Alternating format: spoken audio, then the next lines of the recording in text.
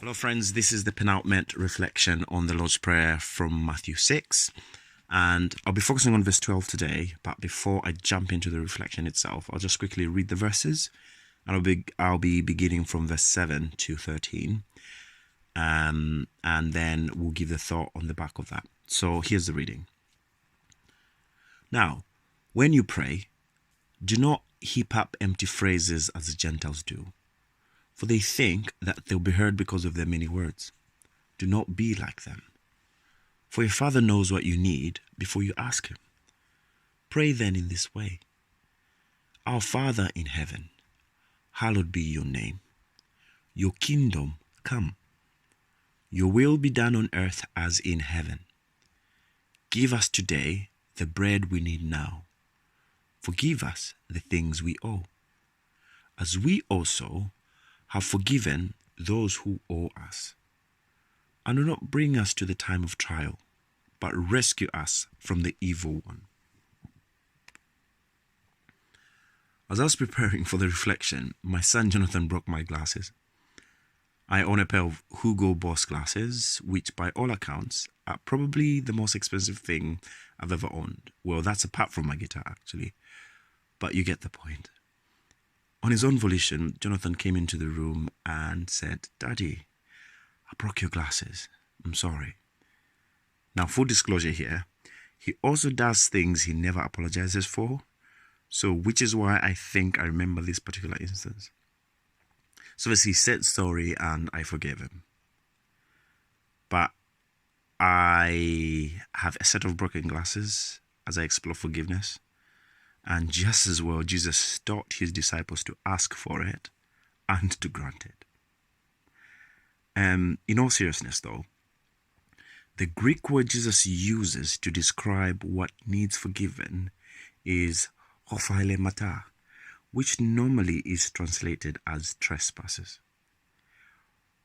Hophilemata means more than the things we do or anybody has done wrong, because it includes such things as monies owed, and generally refers to relief from what is owed. If you haven't clicked on already, Hophilemata calls to mind the year of Jubilee when debts are wiped off the record. So, forgiveness in this context is not simply accepting an apology, but the courage to let go of what is owed and freeing the one who owes you in ways that no longer counts against them or hinders them from thriving. I have to admit that I find both aspects of forgiveness hard.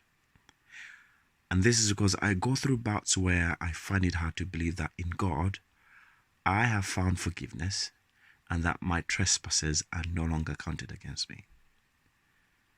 The truth is, I also know others who feel the same way.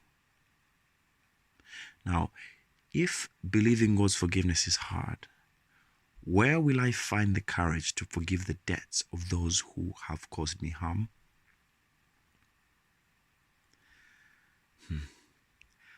I was speaking with my gran recently, so as you do, I asked, "How's your heart, gran?"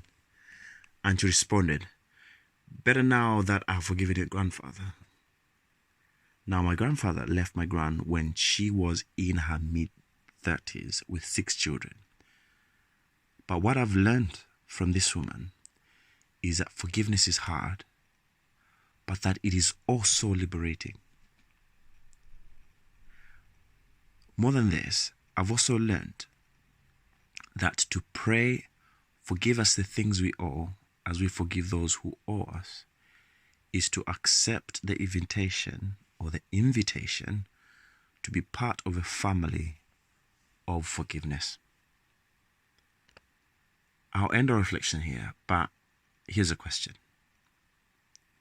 Is it possible to live in freedom, unity, and love with others without forgiveness? Think about that.